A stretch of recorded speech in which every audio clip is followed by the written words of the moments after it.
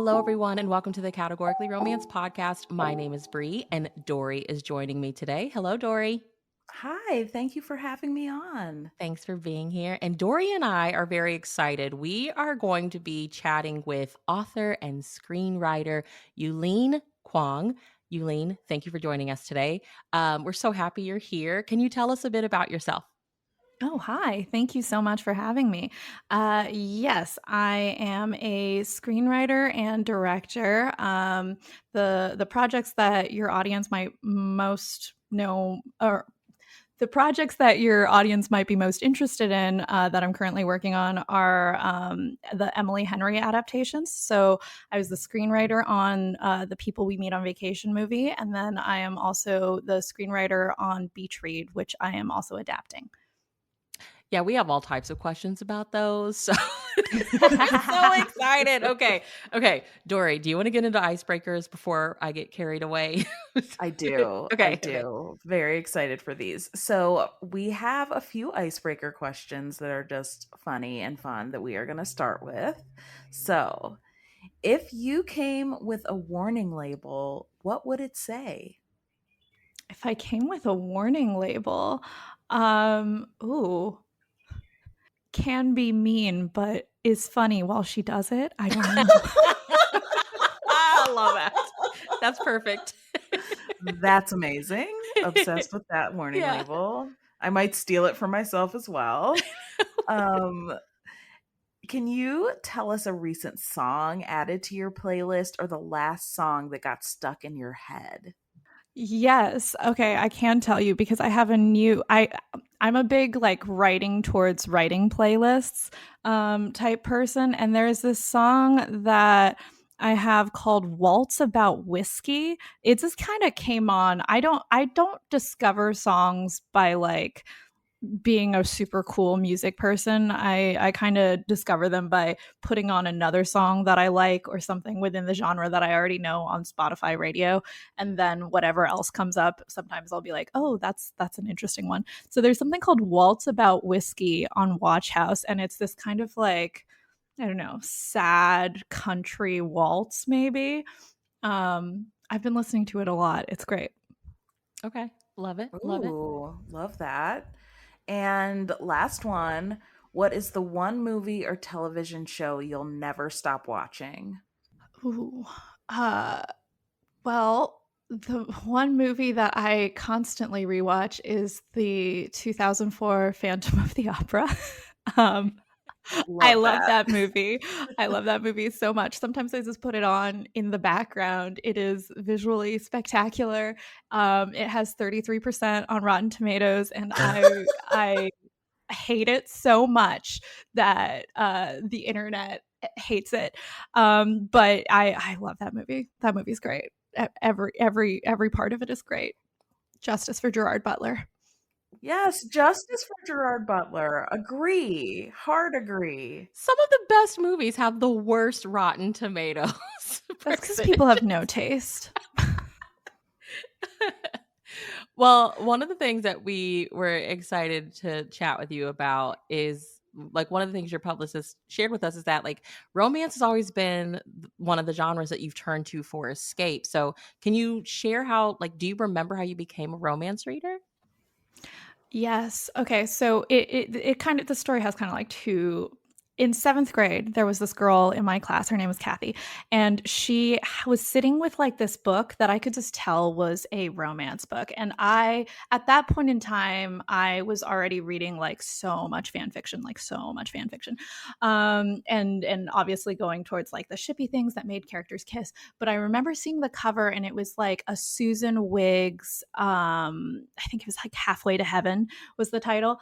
And it was one of those ones where it's like a starry sky with like swoopy script. And I could just tell this was something like more adult. This wasn't something for like your average 13-year-old. And I was like, what is that? And she said, oh, it's a book. You can borrow it if you want. And I borrowed the book, and it was, first of all, it was great. It was, I think like she's a senator's daughter, and then he's like a politician who's trying to like break his way in with her father. And then she's got kind of like a bad leg that she's self-conscious about. And so she asks him to like teach her how to she asked for like lessons in seduction, and then I think that she in exchange will like help him with her father or something, and it's great. And it awakened something in me. I think it was the first sex scene I had read on the page, and then I read the sequel, which was about the sister, of course. And I think it was just like that 1-2 punch was almost like too much for my little like 13-year-old mind. And I didn't touch romance again for like years and years and years until I think it was October 2016. I don't know what was going on in the world that made me think I need escape at that point in time. Yeah. But what was happening during I don't know. October We'd have to 2016? go back and check. But I was in New Orleans with my friends, and I had an iPad, and for whatever reason, I was just like, I was thinking about that like 13-year-old experience that I had, and I was like, I think I want to read another romance novel. And so I don't know how I landed on it, but I found Private Arrangements by Sherry Thomas, blazed through it in like a day. Like my friends were out there eating etouffee. I was just in the hotel room reading this Sherry Thomas novel. And I was like, oh my God, this has, when they say something alters your brain chemistry, like Private Arrangements by Sherry Thomas altered my brain chemistry. And I was like, I must read more. So then I think I like blitzed through every Sherry Thomas historical that week. And then from there, I think I found Courtney Milan, and then Sarah McLean. And then once I found Sarah McLean, I found like her website, which is a fantastic resource for like others. And then I just kind of went down the rabbit hole and never looked back. Because she has like a whole like ongoing list of romance novels everybody should read.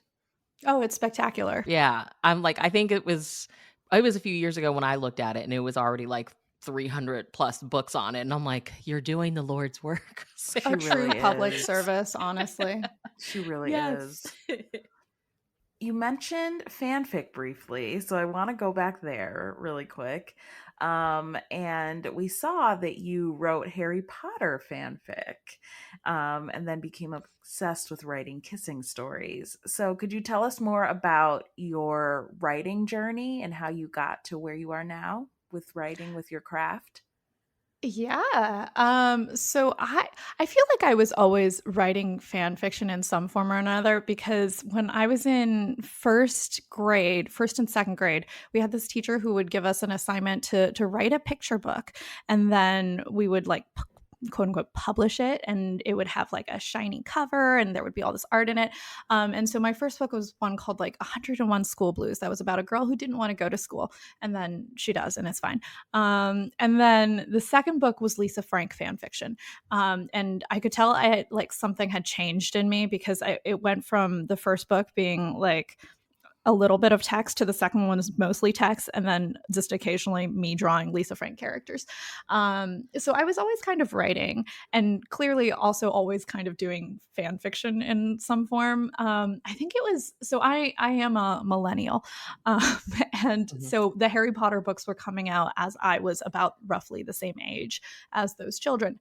And I think there was a pretty long gap between the fourth book and the fifth book. And so I was just like, what's going to happen? Why is it taking her so long? Like, I don't know what I'm going to do. So then I just started like hand scrawling my own version of the fifth book in like a purple composition notebook. And then I was in Chinese school at the time, which for Asian Americans in the audience, maybe they'll know. It's like on Saturdays, your parents send you to this place where you take like a Chinese language class, and then you also have a culture class secondly. Anyway, one of the girls in that class was like, have you heard of fan fiction? And I was like, no, what are you talking about? And she sent me to like some sort of like Angel Fire website with like terrible graphics, and like it was, I don't even remember the fanfic, but I remember seeing like a banner for it was like up for an award on a bigger fan fiction site. So then I think that one was like Fiction Alley. So then I find Fiction Alley, and then Fiction Alley leads me to fanfiction.net, which is where I create my first profile. And this is all back in like 2001, I want to say. So I in fandom years, I am a dinosaur. I predate archive of our own. So I am 11 years old, maybe 11 and a half at this point in time. Legally, you're not allowed to have a fanfiction.net account until you are 13 years old. 13. I lie. It happened. And I read through all of these other fics, and I think I like really glommed onto the Lily James like of it all. Like I was very into the Marauders era. I think because maybe this is like some sort of like child of immigrants thing, honestly, because I was like, what happened to my parents before they came here? And so I was always very fascinated by the parents' generation. And so I was reading all these Lily James fics, and there was one that I really liked that wasn't done. So I guess it was the same beat. I was just like, I'm just gonna finish this for them. And so like my first fanfic, I think is this like fanfic of another fanfic.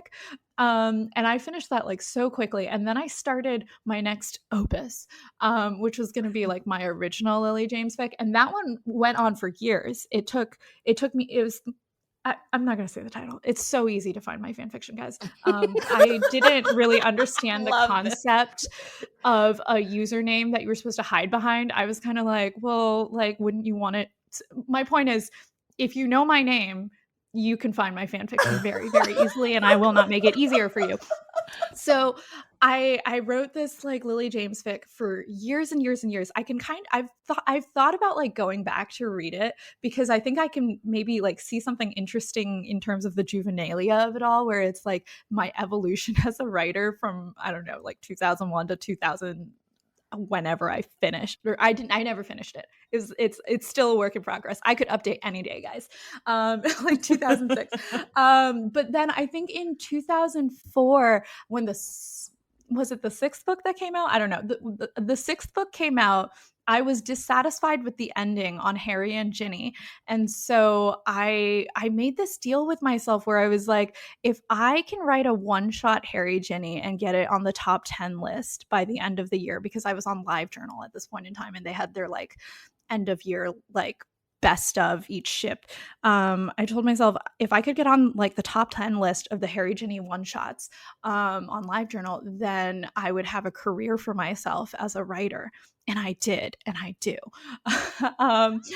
So that was kind of, that's the fan fiction origin story. You guys got the long version. No, that's perfect. I love hearing all these websites. so much. I know, right? And like the purple composition book, I feel like teenage girl magic happens in composition books. Okay, the best poetry, the so best good fan fiction. I did have like an original work too that was like I think I had seen the Pearl Harbor movie, and I had also been reading all those like Dear America books. Do you remember those, like the Royal Diaries and the Dear America books? Yes. And I was always a diarist, and so I wanted to write like a Pearl Harbor Dear America style book. And so I was trying to write a journal, but Pearl Harbor happens in December 7th, 1941, a date that will live in infamy. And I began it in March 1938 because I thought that you really needed 3 years of backstory on this character to understand who she would be at that point in time. And so I think I abandoned that work in progress around the time I discovered fan fiction. Also because I showed it to my friend Jamie in 5th grade, and she said it's kind of boring and slow. And I was like, oh my god! And she was right. She was right. And so if Jamie's not an editor somewhere, we need to get her. I would love to find her. I moved around a lot growing up, so I'm kind of like name checking people, and I'm in the hopes that they come out of the ether because I'm like, where are you? Where is Jamie? I moved before social media like existed, and so I don't know where these people are. I would love to find Jamie again. Yeah, I know your first editor. Your first editor. I always wonder, like, because I know that there are quite a bit of like romance authors that started out in the world of fanfic.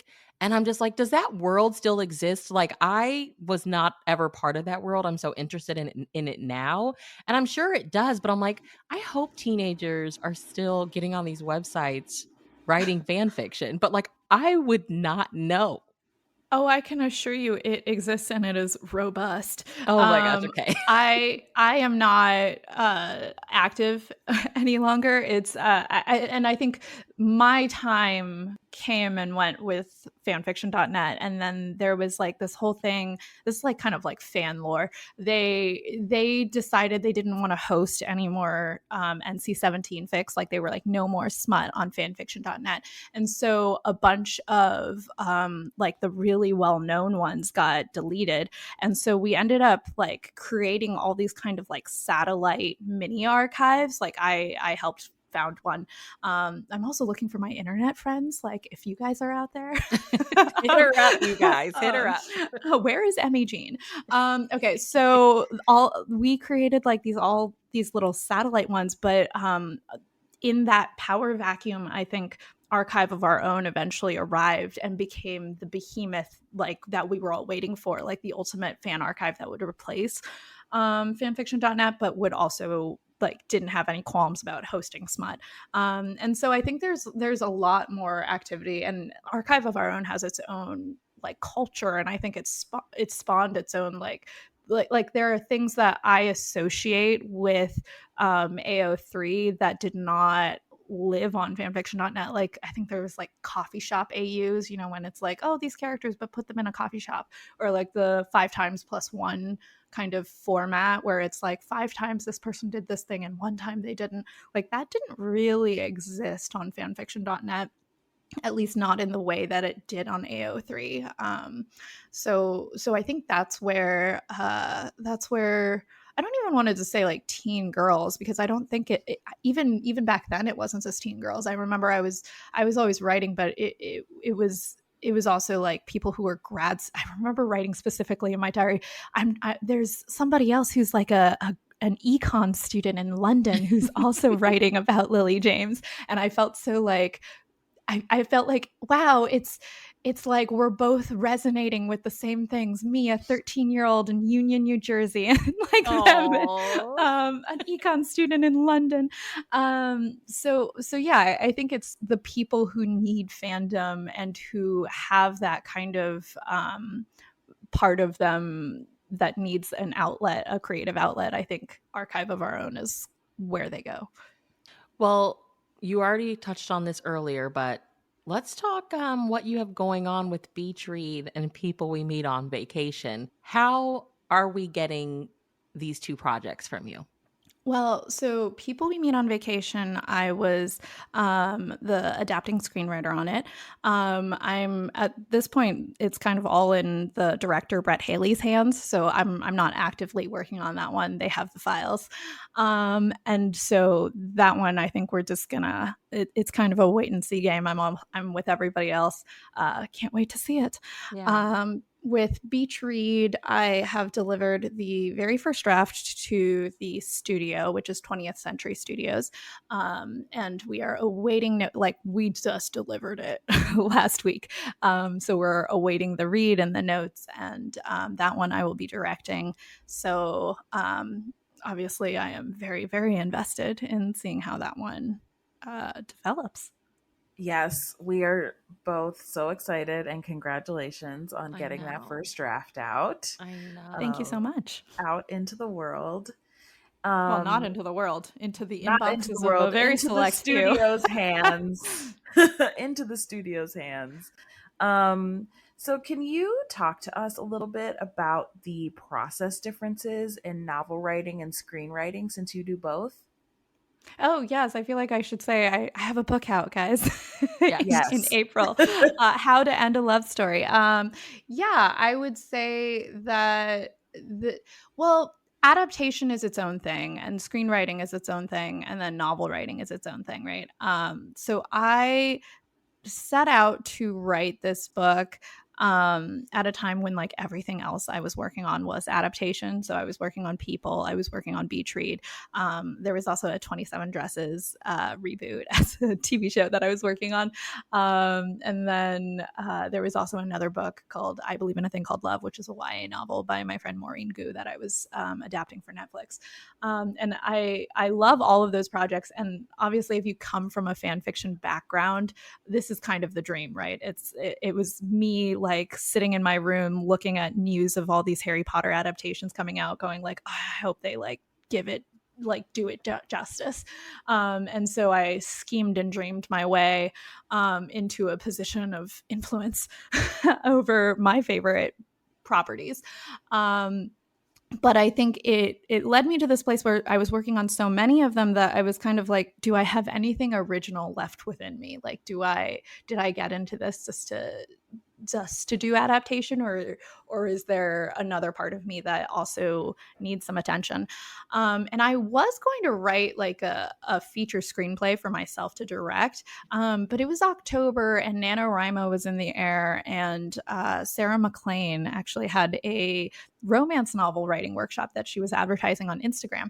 And so I was like, okay, it's $50. Like that seems like a fair price for a workshop from one of my favorite novelists. Let me just see what it's all about. And I took the class. It was like one day on Zoom, and she had a great kind of like, this is the structure, these are the things. And I just decided to write a romance novel. And I knew I wanted to write something that would require no research from me, because I was busy.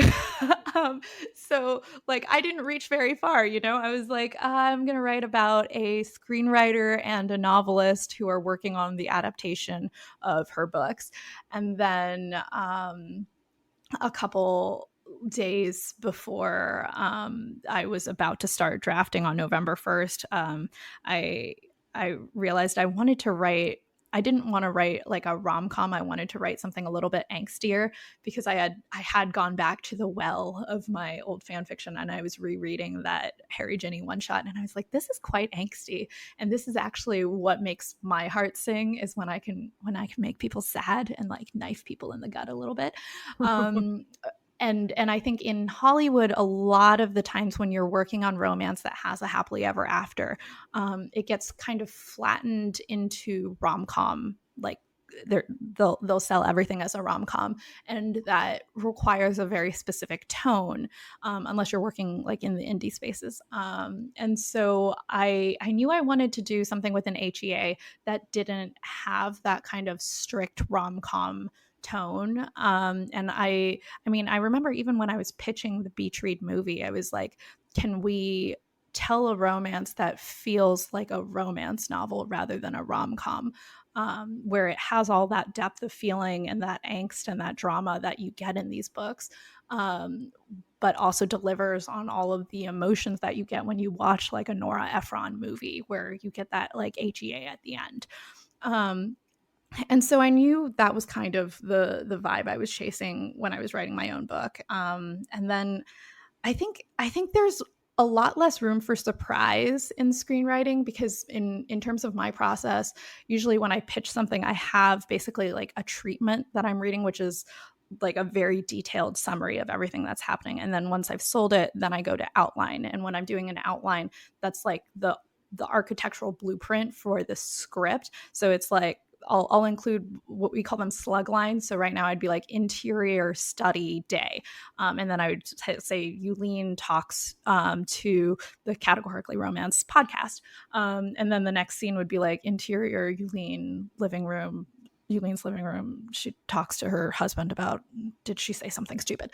So it would have all of the beats of what is going to happen. And so that means when I'm actually drafting, there's no room for real surprise, like maybe a little bit in the jokes, but it's not really, I'm trying to create the conditions so that I never have an excuse of writer's block. Whereas with the novel, I found I had an outline, but not like an outline the way that I would outline a script. It was just kind of like, these are the rough beats of what like I think the story is going to be. And then I would also list out kind of the tropes that I was writing. And then I would just, as a romance reader, I know what beats I'm looking forward to in a forced proximity novel. I know what beats I'm looking forward to in a enemies to lovers novel. And so I had those beats out as well. And I was kind of writing towards my favorite beats. But in prose, I think a scene has a way of blending into like a memory that then like goes into like some sort of like drifting thought. And so there's a lot more room for meandering and like kind of going on a journey that you hope that the reader falls into with you. And so there was a lot more room to be stuck and not know where we were going next. Yeah, those are the main differences. Yeah. Well, The Dory has a really amazing question that she wants to ask that I really want to hear your response to, but I want to ask this before I forget about it because it's something that you mentioned. And I'm like, yes, I feel like Dory and our group of friends talk about this all the time. Like you touched on how everything is pitched as a rom-com. And I feel like even in the bookish world, we see that a lot. Like people will say, this is a rom-com, and then readers read it and it's like, no, it's not, which I think comedy is so subjective. Like I have a very dude bro sense of humor, but I think not everybody finds that funny. You know, like it can be so different. Did it feel when you were writing this and even with the screen adaptations, was there any pressure? Like I don't know, like does it feel like audiences want something that's not a rom-com?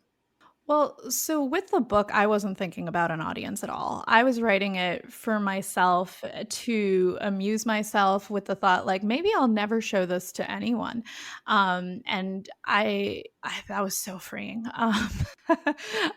I didn't really care how other people saw it. I wanted to write something that was more compelling than careful, I think. Um, with the screen adaptations, I have a boss, and my boss has a boss, and that boss has shareholders to answer to. And so I think there is a little bit more pressure to keep the vibes like marketable. Yeah. And people love rom-coms. I mean, I love rom-coms. I think rom-coms are great.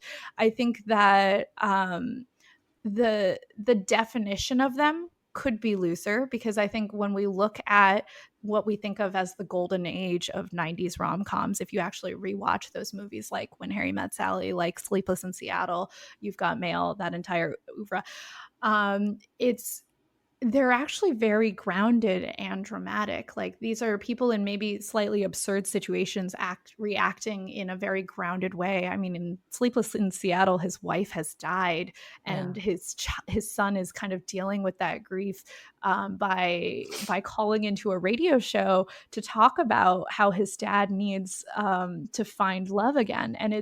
it's so sad. It It's really so is. so sad. That is my But favorite Nora, and every time I say rom-com, I'm like, this movie's really not even that funny, but it's considered a it, rom-com, you know, even I call it well, that. and I think it is funny because one, Meg Ryan is so charming, right? And so is Rosie O'Donnell. Like everybody in that movie is so funny. And there's this part where they're describing an affair to remember, which again, also not a comedic movie, such a good but scene. such a good Such a scene. good scene. And they're describing all of the angst, and then she's like crying and sobbing, and it's so funny. It's hilarious. And so I think Nora Ephron had this really deft way of kind of giving you absurd situations with grounded characters that felt like people you wanted to be your friends in real life. And it really felt like you got the whole scope of the human existence there. Mhm. And I think that's what the best rom-coms do. I think that the best rom-coms have a little dram in Yeah. them. And they can kind of I think the hardest thing in probably all art, but I'm going to say specifically movies, is tone, right? Like I think and I love things that are like hard comedies as well. Like Superbad is also one of my favorite movies, and that's another one that is surprisingly very sweet when it comes to the romance. And I think that if you know your tone, if the director, the screenwriter, the actors, the editor, the cinematographer, if we're all making the same movie, then you deliver something that feels cohesive and really understands that, then that's a success to me. Have I answered your question? I feel like I'm talking a No, lot. you did. No, that's we have we're podcasters. That's what we need. You're doing perfect. Thank you for answering. Yeah. Great. I just always like you know, Dory and I we chat movies a lot, and we have, you know, friends that are like they're not really into the heavy dramatic stuff, but we're like everything can't be a rom-com at the same Right. time. Like there has to be that space for both, but you do see a lot of stuff that is pitched as romantic comedy. So I just love that you're like, yeah, this isn't so much that, like somebody saying I actually tried to do something different. Um and like I was sharing with friends that Dory and I were chatting with you today, and everybody that's read it so far loves your book. One of my friends in her review was like, the sorcery Yuling Kuang did with this book. Because she was like, I started it and I was like, how is this going to end with an HEA? And then she's like, and then it did. So I thought that her answer was perfect. But Dory, sorry for taking over. Ask your question. No, it's okay. I mean, I think that this is a really interesting topic and really important. And I really like your view on it, that Yeah. it's almost like a rom com can be a safe place to explore harder topics, more Yes. serious topics, because you know that HEA is coming. It's like you feel safer to kind of wade into those waters because at the end everything's going to be okay. But until then, you can kind of explore some tougher, circumstances and situations. So I think that I love that way of looking at rom-coms and also just romance in general. Yeah. Same. Yeah. Um so I am very interested in your directing career also, because I think it's so cool that you'll be writing Beach Read and also directing it. So is this your first feature length project that you'll be directing? I have another indie that I am also developing kind of concurrently. But yeah, depending upon which one goes, this is my first studio feature. That is so exciting. What has that process been like so far? In as far as like planning for it and getting ready, like how do you kind of think about directing differently? When I was writing the People We Meet on Vacation script, a lot of things were I left for Brett. I left for any director where it was like, this is what I'm going to put on the page, and then it's gonna be your vision and your ideas that like really make it sing. For the Beach Read script, I felt a lot more ownership over like certain stylistic choices Mhm. um, from the get go, and from like even when I was pitching it, it was kind of like this is kind of the approach that I'm going to be taking, and that is very directorial. Like I wouldn't presume to do that if I was only the screenwriter on the project. Totally. That's so interesting. And do you have any other directors that you look to for inspiration? Any other movies, TV shows? Oh, so many. I mean, I love Nora Ephron. Obviously, I've read all of her books. Sofia Coppola is another one. I think Sophia just has incredible taste, like visually, aesthetically. Mhm. I love her work. Celine Song is a more recent favorite. She did a movie called Past Lives. That's about a woman who is married to like an American man, but she reunites with her childhood sweetheart from Korea for a day, and then they kind of like spend some time walking around New York, like just kind of talking about their past life together and like these alternate universes where they could have been together. And that's the kind of thing that I always really love. Wes Anderson is another person that I would say was a big influence, especially early on. So I have a past where I was a YouTuber as well, where I created a lot Oh. of like short films on YouTube. And I think if anybody saw my work back then, they would probably like see a very direct line towards Wes Anderson, and also probably Edgar Wright. It was the other person I was very influenced by. He did like Mhm. Pilgrim versus the World and I Hot love that Fuzz, movie. Oh my which god, I was love both of those movies. Hot Fuzz is one of my all-time favorite movies. And I was very influenced by those two filmmakers at that point. But I think when you first start doing things, it's kind of like it all comes back to fanfic. It's I was I was such a fan that I was kind of like, I'm just going to ape their visual style. I'm just going to do these techniques and see what I learn in the process. Because when you're not as confident yet on your own 2 feet, I think it's easier to look to the people who are your kind of creative heroes, who inspire you, and kind of like gravitate towards what they're doing, and then in the process you kind of figure out, okay, what is my own actual style, like what is my own sensibility. And I think that is the work of an artist, is to Right. slowly get closer and closer to that. Well, let's chat Helen and Grant's romance, How to End a Love Story. You've touched on it a little bit. You wrote it for yourself. How would you, for anyone that hasn't come out yet? There's some early reviewers, and everybody that I know has read it loves it. But like, how would you describe it? Like, what do we have to look forward to? I would say it's about a screenwriter and a YA novelist who are in the same writer's room for the adaptation of her books. But 13 years earlier, they were connected by a very tragic accident where her younger sister dies by suicide by walking into traffic, and then he's the one who's driving the car that hits her, which is a very heavy, heavy way to start a romance novel. But that's how I started mine.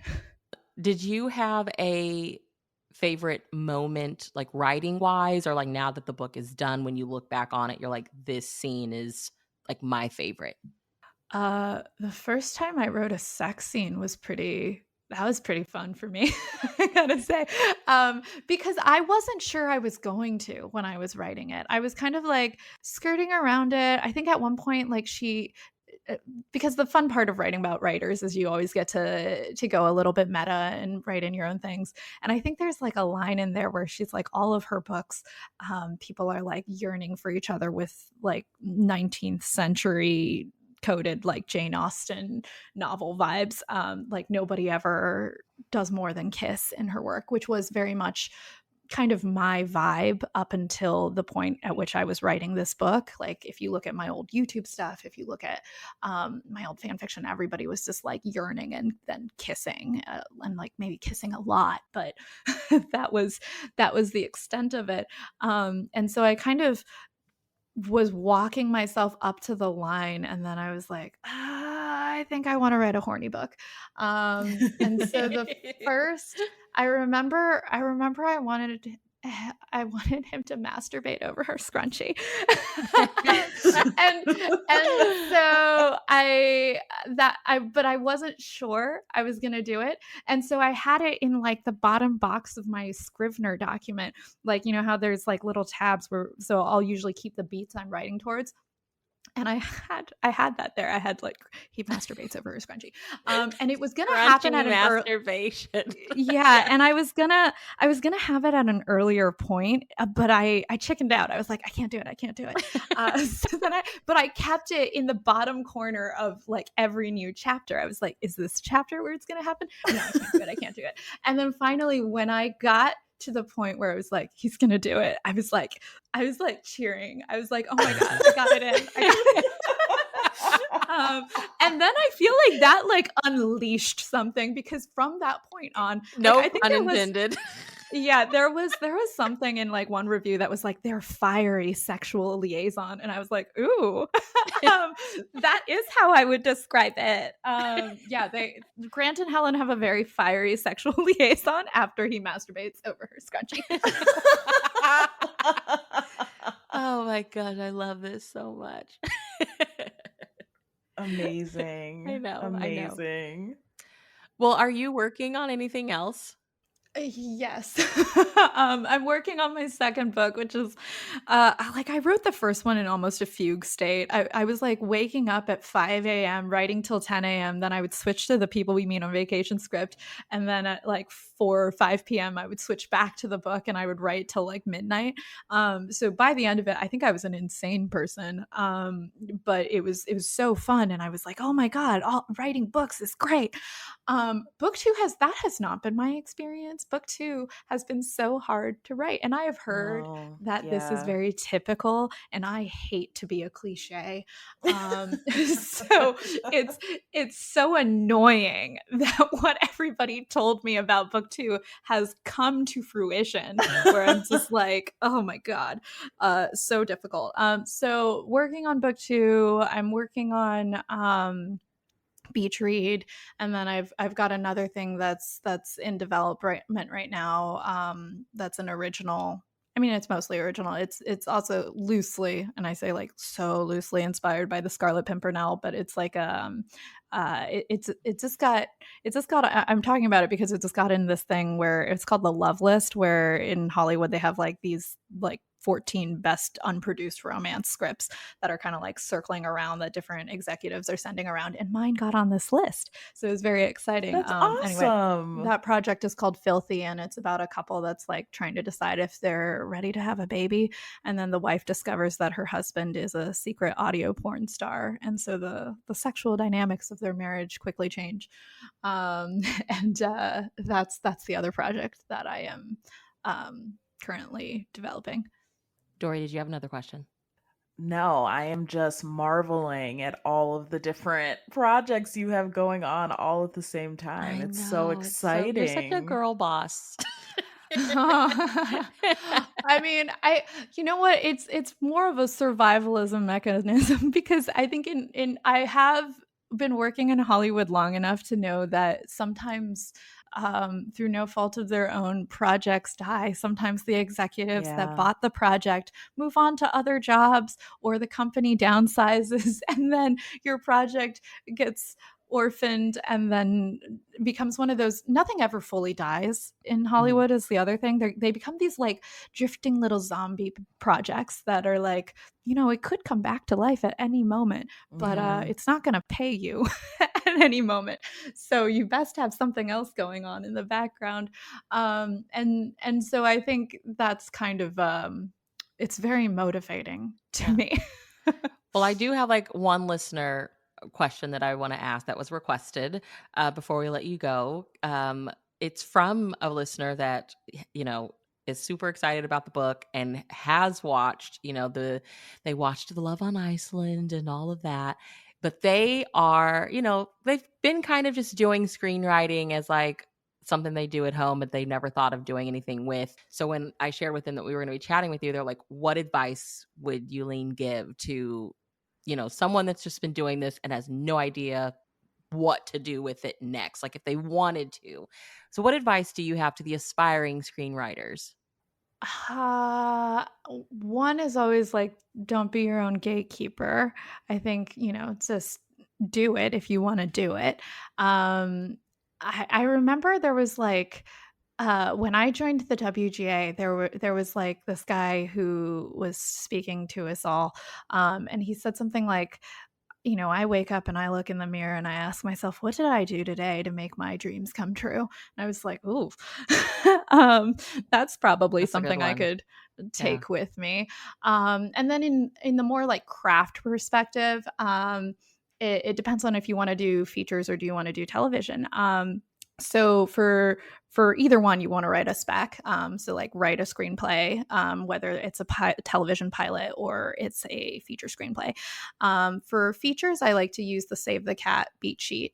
That's when I'm like breaking out the story. They have these kind of helpful beats, and there's so many out there. There's like so many different ways to look at story structure and screenwriting structure, and it's really just a matter of like what unlocks the right understanding in your mind. And so for me, when it's features, I go to I think it's Blake Snyder's Save the Cat. That's kind of how I break most of the scripts that I pitch.